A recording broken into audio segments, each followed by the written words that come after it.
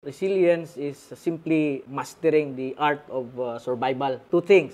First, there is the individual. The individual has that indubitable spirit. You have the will to survive, primarily because as an individual, we should be rooted in purpose. And whenever there is an adversity, we feel that we must possess the courage to be able to overcome these trials and struggles. So meaning to say, it is our courage that defines us as a human being. But secondarily, however, being Filipino, we're different from the West. In the West kasi, you have the individual as the highest value. In our country, we are a communitarian society. So there is that collective aspect. So when you talk about struggle, survival, you have your family at your back. So meaning to say, there's that aspect of culture. So that you can adapt insofar as you have your support mechanism. If you fail in a subject, how would you feel about it? If you are an individual from the West, you'd feel bad about yourself. But in our context, and then yung mami mo will still support you. Of course, your daddy mo, pagalitan ka, but nevertheless, your father knows his duty. And so the child feels na there's a family that loves him, so he is able to overcome